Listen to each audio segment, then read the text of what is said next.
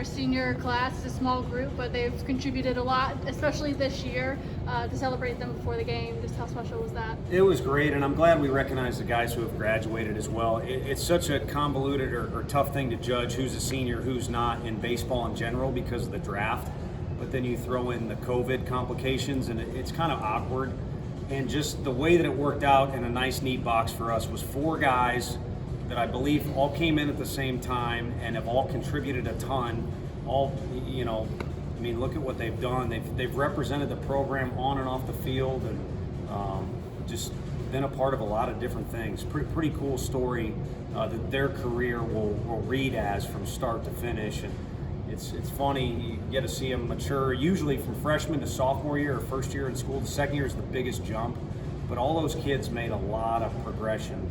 Not that they started out in a bad spot, but the progression was very stark to notice. Did that play a role in the pitching rotation too? I saw obviously that last out you brought in the senior. Yeah, I mean, Ethan too. I mean, he's only been with us for a short while, but there was definitely kind of some boxes we wanted to check.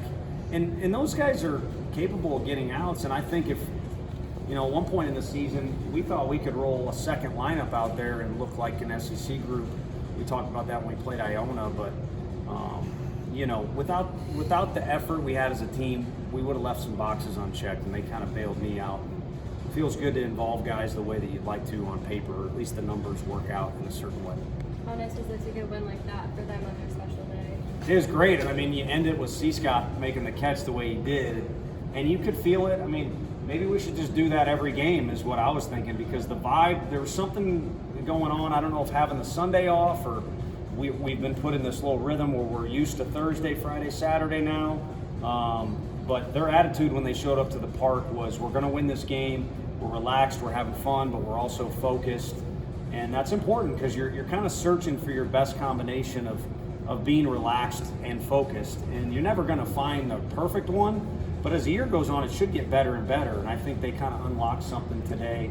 And a lot of it probably just has to do with putting school in the rearview mirror, putting a poor weekend in the rearview mirror, a lot of other lessons learned.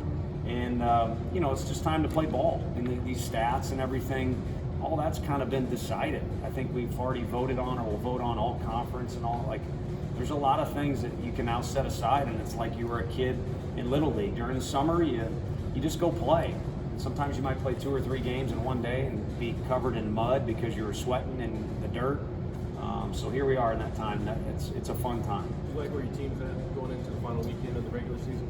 Yeah, I think what you got was out of today, those guys are going to be a little more fresh. That's just a fact. I mean, they only played 4 or 5 innings. And then some of those guys need repetitions in the middle of a game. So if we need them to come out of the bullpen, pinch hit, pinch run, play defense, they've been there. And we were able to combine both of those things into one game, which is even more important on the rest side because of the Thursday start to the series for every team now in the SEC. So, but I thought you were just going to say, do you like where the team's at now? I mean, Mabry back to looking like himself. Simo went through like a very brief period where he was slamming his bat for the first time ever. I was kind of joking. He's short on confidence, which is, he ain't ever going to be short on confidence. But a few guys have kind of gone through some stuff, and I think have come out on the other side stronger. And I definitely feel good about that. That catch that Christian Hitter made to end the game, y'all are 18-0. It's a midweek game, and he's out there making a play like that. I mean, is that sort of what this team's about in some ways? I think a lot of it is what he's about, but again, I don't think he was like that his first year. And I'm not here to tell you that we took this young piece of clay that was no good and turned it into something great, but the kid has always just been hooked up as a teammate. His role's been very kind of bouncing, here and there his whole time here. And he's turned himself into a really mature dude, very physical, just a well-rounded baseball player. And you saw him make the play at Florida when the game is on the line, and yet you see him make the play when the game is not on the line, like you said. I think it says a lot about the kid, and the program has helped him be like that. And in combination, you've got a bunch of kids that are in our program that are like that. So I think it represents the team, yeah. Has it been harder to get some of the young developmental pitchers midweek innings with just how good the starting pitching is and kind of pushing some of your usual weekend relievers to have to pitch in the midweek? Yeah, I mean, you're kind of taking Xander out well before you should. I think this could have been, it's easy to say now, but very well he could have had in his back pocket 7 or 8 5-inning outings this year for us. And you take the ball from the guy, and he's just, first of all lefties are goofy, but he's always hunky-dory and on to the next guy, and you try and involve as many of them as you can. But yeah, I think as you look at our numbers, they're pretty even. Frank said he's never really had a staff when the team is good where the numbers kind of look like they do if you look at our stat sheet. And overall, I think we have a lot of guys that are ready to go and do not have an excuse. They don't have experience. And we have some guys creeping up too that might be able to be on that expanded roster in the SEC tournament and be ready to go. And then your best guys, I think, are fairly fresh as you can be this deep into the year if, again, you've pitched on a team that's had some success. What are these midweek games taught you? I think the depth is real. When you go into the season, everybody's deep. You're in the fall and you're like, man, who's going to win the battle at this position or that position? Or we got a lot of arms that can help us. And inevitably, most coaches will say, let's see in May if that's the case. Because there's just guys remove themselves by either not working or getting frustrated, or they get nervous in game situations, or maybe they're not as good as you thought, or they're young and they need more time. And this is a group that I think has real depth. So we're fortunate enough to keep guys off their legs, or maybe not wear guys out or lean on one too many guys. And then too, we can play our hand. I told them out there in the outfield, I talked too long as I'm doing with you guys now too, but when you're making changes or lineups, you're just trying to predict the future. And ain't any of us can do that. So in one way, coaches are like weathermen or women.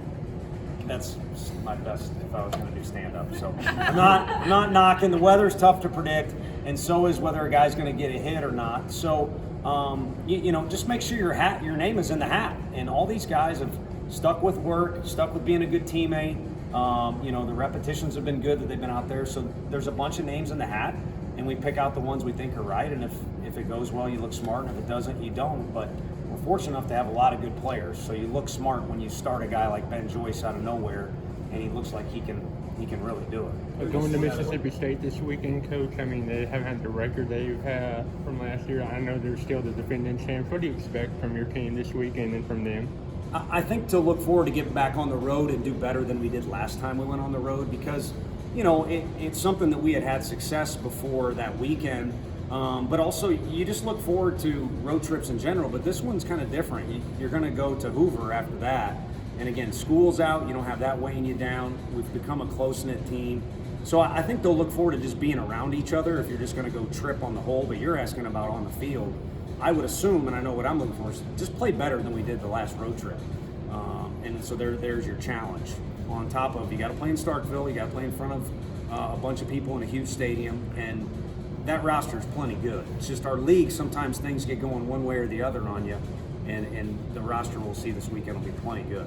What is the mindset going into this final SEC series? Again, I think that's to pick up from that's part of it, but also to win the series. That's what they'll be trying to do. There'll be other people that maybe are trying to accomplish some different goals. Win so you can host, or win so you're in a tournament of some sort, or line up your pitching the way you want. But I think we put some things in the rearview mirror for us the last 2 weekends. So for us, it should be about going down there and just trying to play good ball.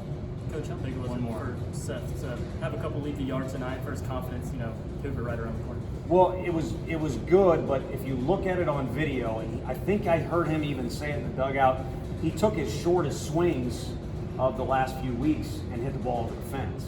And guys were joking on the Basilio show today about him hitting the ball on the ground more now, taking walks, not over swinging for a guy that's a leadoff type hitter. And he can still hit the ball out of the park, but he doesn't have to try to do it. So that was my favorite part of the whole deal. So he obviously had a great night defensively and offensively, but those swings were really short, and the ball came off hot and it went far. Did you have one, Coach? Let's ask you about the pitching for this weekend. We have time to. Yeah, I think we're out of time. Honestly, the one thing we said for sure is Dolander will start, and then we'd regroup after tonight. A lot of guys were throwing in the bullpen. You probably saw a lot of activity if you were watching. We had a lot of guys set up to either come in the game, or if not, at least that was their work.